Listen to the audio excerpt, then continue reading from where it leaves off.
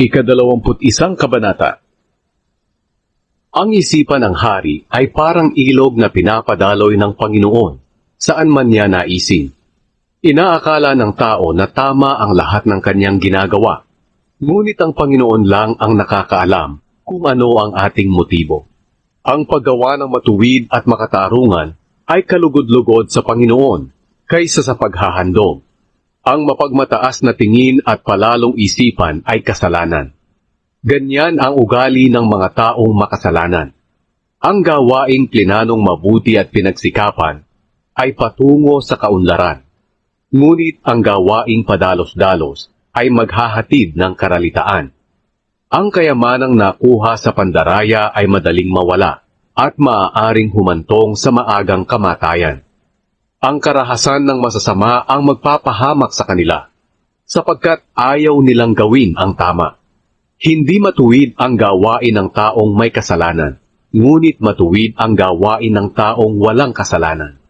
Mas mabuti pang tumirang mag-isa sa bubungan ng bahay, kaysa sa loob ng bahay na ang kasama ay asawang palaaway. Ang masasama ay laging gustong gumawa ng masama, at sa kanilang kapwa ay wala silang awa.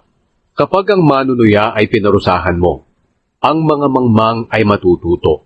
Kapag ang marunong naman ang tinuruan mo, lalo pa siyang magiging matalino.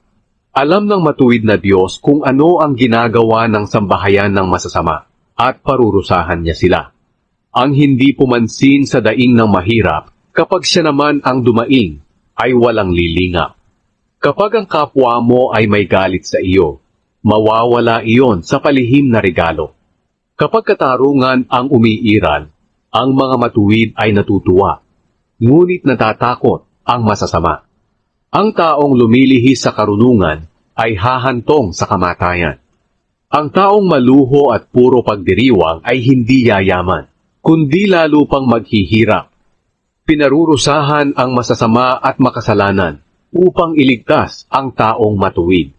Mas mabuti pang manirahan sa disyerto kaysa manirahan sa bahay na kasama ang asawang magagalitin at palaaway. Ang taong marunong ay pinaghahandaan ang kanyang kinabukasan, ngunit ang mangmang, winawaldas ang lahat hanggang sa maubusan.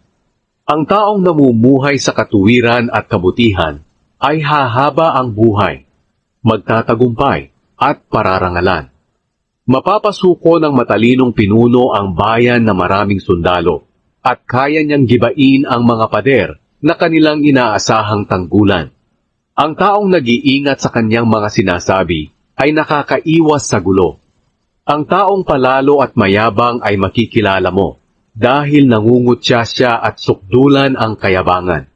Kung marami kang ninanais ngunit tamad kang magtrabaho, iyon ang sisira sa iyo. Ang taong tamad ay laging naghahangad na makatanggap, ngunit ang taong matuwid ay nagbibigay ng walang alinlangan. Kinasusuklaman ng Panginoon ang handog ng taong masama, lalo na kung ihahandog niya ito ng may layuning masama.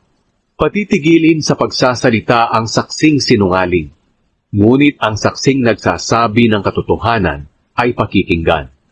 Ang taong masama ay hindi pinag-iisipan ang kanyang ginagawa.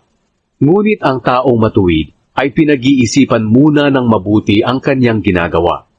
Walang karunungan, pangunawa o payo ang makakapantay sa Panginoon.